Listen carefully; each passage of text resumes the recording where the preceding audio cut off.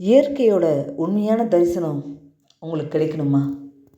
அதுக்கு நீங்கள் ரொம்ப தூரம் பயணம் செய்ய வேண்டியதில்லை.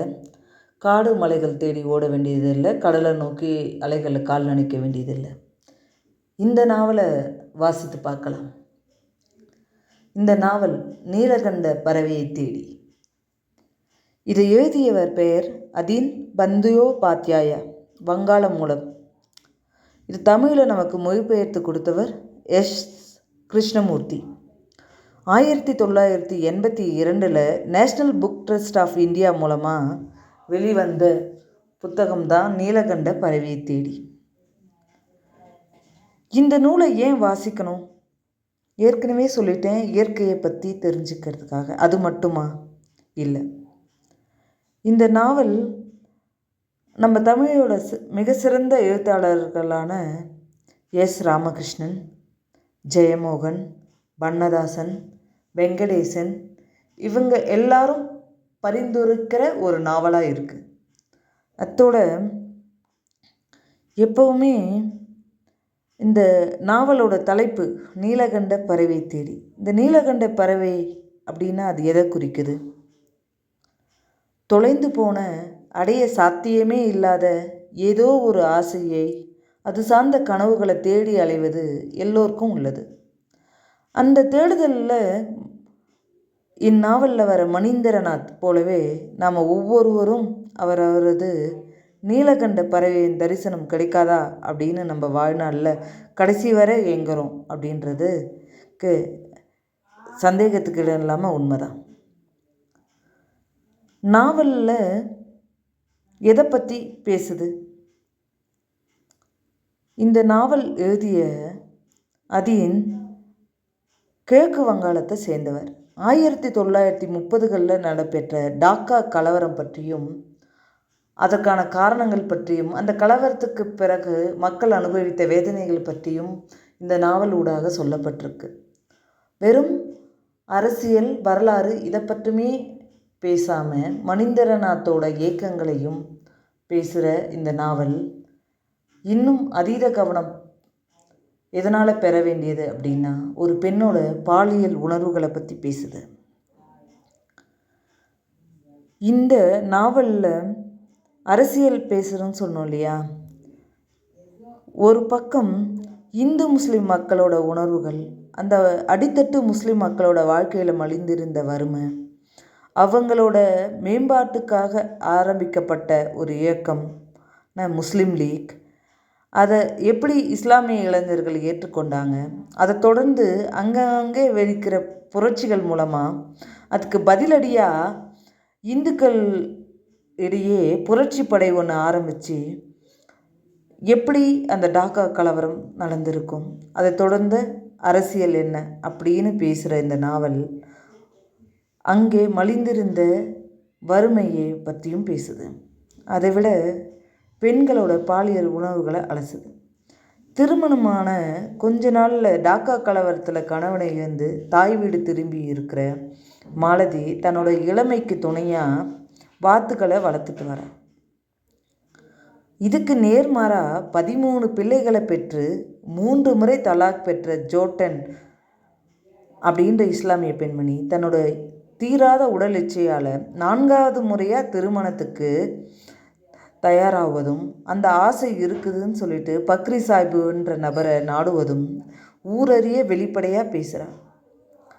ஒரு பக்கம் பண்பாடு கலாச்சாரம் அப்படின்ற கட்டுப்பாடுகள்ன்ற பெயரில் ஒரு இனத்தில் பெண்களோட பாலியல் உணர்வுகள் நசுக்கப்பட, வேறொரு இனத்தில் பெண்களுக்கு இருக்கிற பாலியல் சுதந்திரம் பற்றிய விவரணைகள் நம்மளை நிறையவே யோசிக்க வைக்குது.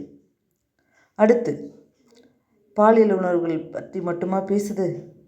வறுமை சூழல். பெரும் நிலா சுவாந்தார்களாக இருக்கும் தாகூர் குடும்பம் இருக்கிற அதே ஊரில் தான் ஒருவேளை உணவுக்கு அள்ளிக்கிழங்க தேடி அலைகிற வறுமை சூழ்ந்த ஜோட்டன், ஜலாலி, பக்ரி சாஹிபு போன்ற இஸ்லாமிய மக்களும் வாழ்ந்தனர் அப்படின்னு சொல்கிற இந்த நாவல் அந்த 1930களில் நிலவிய வறுமை நிலையையும் பொருளாதார ஏற்றத்தாழ்வுகளை பற்றியும் பேசுது. இந்த நாவலில் வர ஒவ்வொரு கதாபாத்திரமும் ஒவ்வொரு குறியீடுகளாக மாறி நம்ம மனசில் தங்கிடுது. தீரா காதலோட சின்னமாக மணீந்திரநாத், அர்ப்பணிப்போட அடையாளமாக மணீந்திரநாத்துடைய மனைவி பெரிய மாமி. நாவல் முழுக்கும் அவர் அப்படி தான் கூப்பிடுறோம். வயிற்று பசியோட குறியீடா ஜலாலி, காமப்பசியோட குறியீடா ஜோட்டன், மனப்பசியோட குறியீடா மாலதி, புரட்சி இளைஞனா வர ரஞ்சித். இப்படி மனசு நெகிழ வைக்கிற பல கதாபாத்திரங்கள் இந்த நாவலில் இருந்தாலும், இந்த நாவல் வாசித்து முடித்த பிறகு எனக்குள்ள பெரும் தாக்கத்தை ஏற்படுத்தி இருந்தது 2 பேர். அதில் முதல் கதாபாத்திரம் ஜலாலி. ஜலாலியோட கணவன் ஆபேத் அலி வியாபாரத்தின் பொறுத்து வெளியூர்லேயே ரொம்ப நாள் தங்கிட, வறுமையின் பிடியில் என்ன செய்யறதுன்னு தெரியாமல் மாலதி வளர்த்துட்டு வந்த ஆண்வாத்த களவாடி ஒருவேளை பசியாறு ஜலாலி அள்ளிக்கிழங்க தேடுறதுல நீர் மாஸ்டர் எனப்படும் மீனால் மரணத்தை தழுவுறா. இந்த ஜலாலியோட கதாபாத்திரம் ஒட்டுமொத்த இஸ்லாமிய அடித்தட்டு மக்களோட வாழ்க்கையை பிரதிபலிக்கிறதா அமையுது. 2வது கதாபாத்திரம், இந்த நாவலோட முக்கியமான கதாபாத்திரம் பைத்தியக்கார தாகூர் அப்படின்னு சுற்றத்தாரால் விழிக்கப்படுற மணீந்திரநாத் தாகூர். இந்த மணீந்திரநாத் தாகூர் தன்னோட தந்தையோட அடக்குமுறையால் இளமையில் அவர் காதலித்த பாலின பிரிய நேர்வதால் ரொம்ப படித்த அவர் மனநல பாதிக்கப்பட்டு மனிதர்களோட முற்றிலும் பேச்சை தவிர்த்து விடுறாரு. ஆனால் பறவைகளோட பேசுகிறாரு. உணர்ச்சி வசப்படுற சமயங்களில் ஆங்கிலத்தில் கவிதைகளை உறக்க பிதற்றுறாரு. அவர் பார்க்குற எல்லா காட்சியிலையும் அவருடைய நீலகண்ட பறவையான பாலினை தேடி இயற்கையோடு பயணிக்கிறார். நட்சத்திரங்களோட கை கோர்க்கிறாரு. பெரிய பெரிய எறும்புகள் கடிப்பதை கூட பொருட்படுத்தாமல் மரங்களை கட்டி தழுவிக்கிறாரு. தறிகட்டு ஓடுற யானைன்னு தன்னோட வசப்படுத்துகிறாரு. கரையில்லாத நதியில் நீந்தி இறந்து போன ஜலாலியோட உடலை வெளியே இழுத்துட்டு வராது. இயற்கையோடு சேர்ந்து வாழற அவரோட வாழ்க்கை வரமா சாபமா அப்படின்றது நாவல் முடிகிற வர மனசுக்குள்ள ஏகத்துக்கும் விவாதங்கள் நடந்துக்கிட்டே இருக்குது.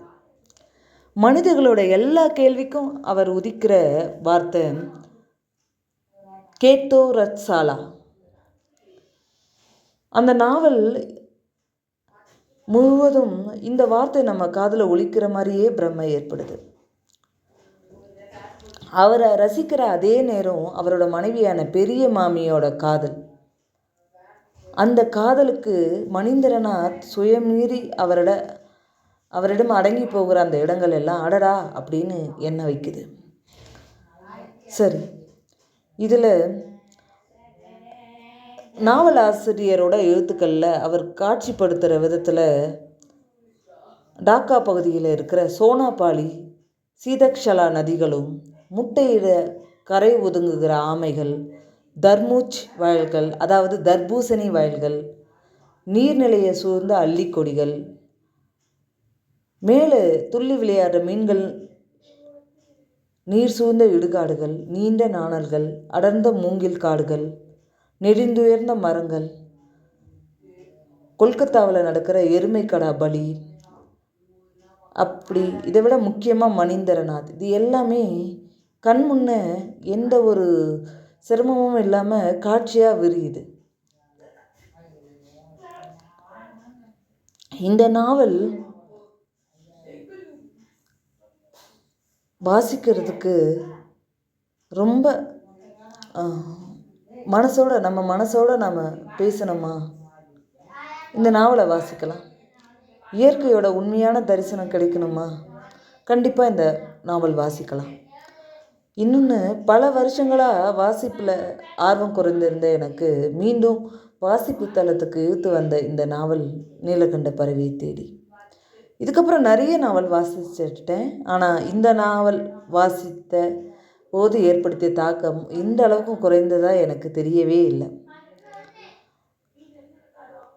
நிச்சயம் உங்களுக்கும் இந்த நாவல் ரொம்பவே பிடிக்கும்னு நினைக்கிறேன். இந்த நாவல் 3 பாகங்களாக இருந்தாலும் நமக்கு முதல் பாகம் மட்டும்தான் கிடைக்குது. அடுத்த 2 பாகங்கள் மொழிபெயர்க்கப்பட்டதா அப்படின்ற விவரம் யாருக்கும் தெரியலை. இந்நாவல் பல ஆண்டுகளாக பதிப்பிலிருந்து கிடைக்காம போன நாவல் இப்போ தற்சமயம் national book trust of India மறுபதிப்பீடு செஞ்சு நமக்கு கிடைக்குது. எல்லாரும் வாங்கி வாசித்து பாருங்கள். மீண்டும் வேறு ஒரு சிறப்பான புத்தக அறிமுகத்தோடு உங்களை சந்திக்கிறேன். நான் உங்கள் மதியொலி. நன்றி, வணக்கம்.